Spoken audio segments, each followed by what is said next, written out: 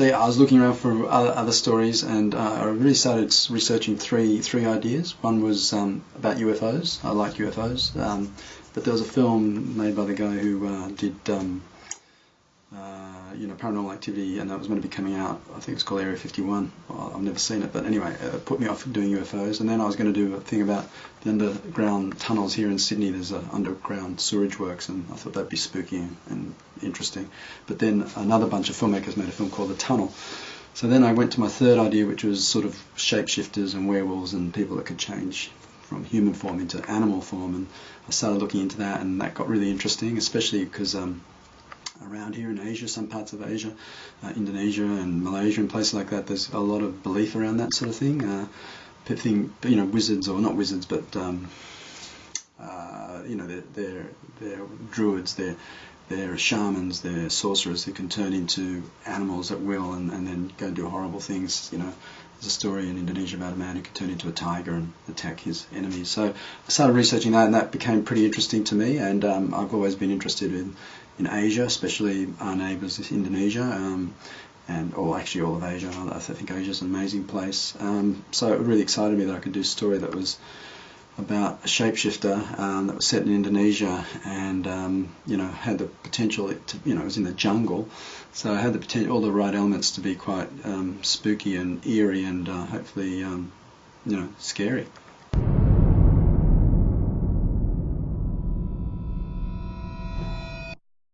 So the way I approach all my films, for me, it's not about the gore and the moment, it's about the anticipation and the thrill of getting to that anticipation. So it's all about the suspense. I think once you see the animal or once you see the gore, it's not half as exciting or interesting as the lead up to that moment where you're wondering, what is this animal, what is it going to do, how's it going to hurt me. It's the anticipation. It's that's the part that causes the most dread. I think people, once they know, it's like if you've got a disease and you don't know what it is, it's much scarier than the doctor saying, well, you've got this. And it's the same with anticipation of any sort.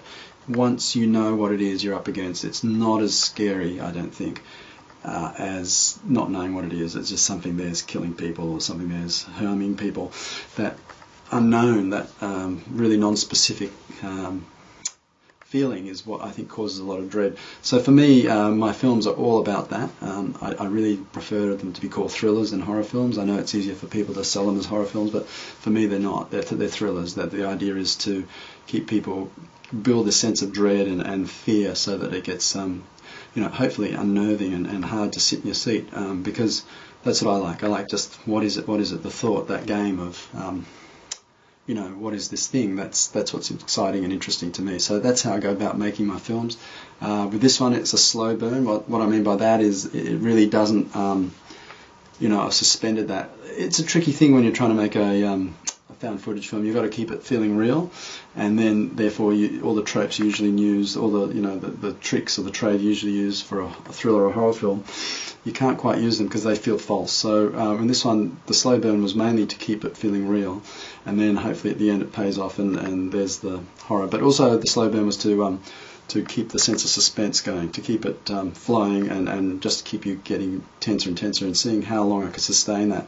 Sort of like a concert in some ways. How long can you go with this thing before you have to release and have a crescendo and then go back. So that was the sort of main intention with my filmmaking style, and that's what I'm hoping to achieve, that people get the sense of fear and dread. It's not about big fast shocks, it's more of a slow burn.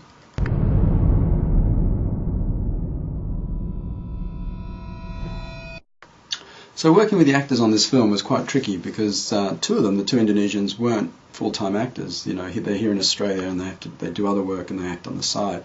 In fact, one of them, Agung, who plays Adi, he's actually a professional musician performer, so he had more experience. So that was tricky, but great, because the great thing about non-actors is they're very open to things and they'll try anything. And really, when you tell them just to listen, a big trick I think is to get actors to listen. That really helps too, because then there's a lot of genuineness, because in any conversation you have to listen and talk. It's not all about me, I'm just talking the whole time. Good actors know how to listen. So that was really interesting using the Indonesians. In terms of how to get them to express fear, it's always a tricky one, because in all three of my films I've had to get people to express fear. And in all three films, these people probably haven't been attacked by a crocodile or attacked by a shark or attacked by a crazy, shape-shifting creature. So it's not possible for them to just go, oh, that's like that. But you make them relate to a time in their life when they had a lot of fear. You make them get to that point where they know what fear is, and then you try and induce fear on the set. Like we were filming at nights, and at times in that jungle there were sounds in there that made us all pretty scared, because there'd be just all of a sudden boom, boom, boom, boom, some big creature running through there. And I know it was probably a possum or something, but it was pretty scary. So it wasn't too hard to get people to get scared in the middle of the night in the middle of a jungle which I've got to say, you could easily get lost in. We had to, a couple of times people got lost, and we had to sort of stop shooting and help them find their way back. So I think in terms of fear, it was a process of getting them to tap into their own feelings of what fear is. The actual environment we were in was pretty scary, and I'd try and shout and be as scary as I could possibly be to sort of get them into that state, pretending to be the animal sometimes or chasing them. So yeah, I think all those things work to make the actors feel that fear, and yeah, hopefully it works. And a lot's in the voice too.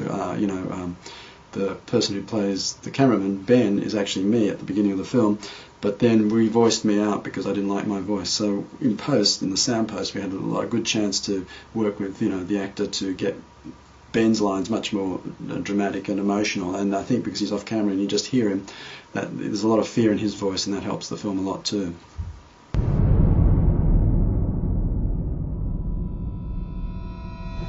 The scenes that were difficult, well, quite frankly, what was difficult about the film was the shooting style. Like my other films, I like a lot of coverage. I like editing.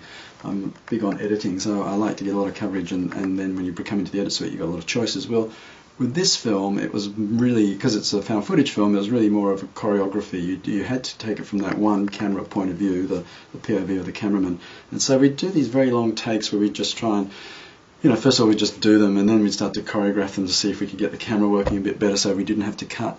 And that was quite tricky. That was really tricky, because then when you got into the edit suite, you were really bound to this shot, and you didn't have much material to cut away to. So I found that quite tricky for the whole film, actually. And indeed, the other tricky thing was there's no music, so you can't use, in a thriller, you typically use music to build the tension. It's famous. You build it with strings or whatever, and it gets eerie, and then it stops, and then bang.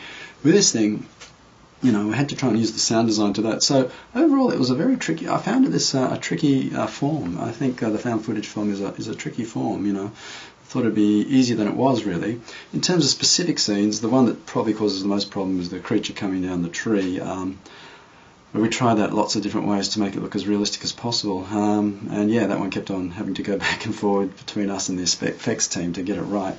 And then in terms of the shoot, I swore never to work in water again after the reef, and yet for this thing, for one of the weeks it was pouring, and the jungle quickly turns to mud, and so that cameraman wasn't happy, no one was happy with that situation, and you do one take and everyone's muddy, and continuity and things like that. So it was, the tricky part of the film was that I got water again, which I didn't really want. At least I wasn't in the water for 4 weeks, but yeah, that was tricky. The good thing was that one day we came back into the jungle, and the art director who'd stayed behind to mind everything pulled up a big snake, and the snake that's in the film we actually found in the jungle, and we used it for the shot, and then when we'd finished we just let it go, and it was a nice feeling to see the snake just slither off back into the jungle. So that was a nice part of the shoot, one nice part of the shoot, yeah.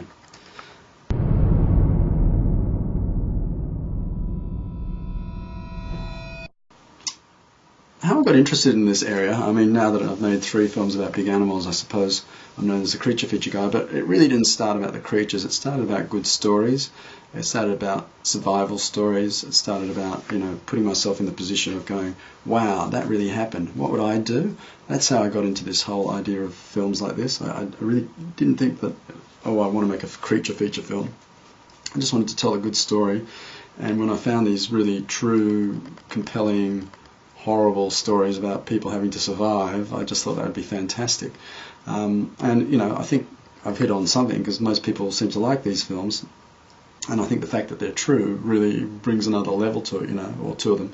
I think that really helps make them even more spooky, because and also in this day and age we don't really think of being eaten by something.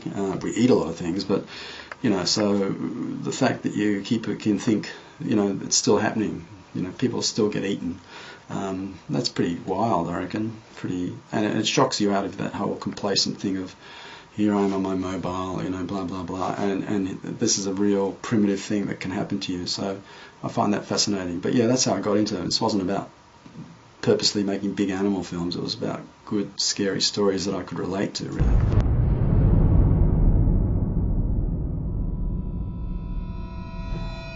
So I really hope when you watch The Jungle you realise it's a slow burn and you get a sense of anticipation and dread and suspense, and then when it starts to really hit home, I hope that it's exciting too, and I hope you feel it's real. I tried really hard to make it stay in that sense of real. I find a lot of found footage films, when you watch them, you're sort of there, and then about a third of the way in they just sort of slip into this other gear where they assume you've kind of bought the genre, and so therefore they're going to start playing all these film tricks. And that kind of cheapens it to me. You know, sometimes they bring music in, all sorts of stuff. So I tried really hard to keep it authentic. So I really hope you enjoy the Jungle. You know, I sort of enjoyed making it. No, I did enjoy making it, and I enjoy it as a film. Although I've seen it so many times, it's hard to be objective about it. But yeah, I really hope you enjoy the Jungle. What's that?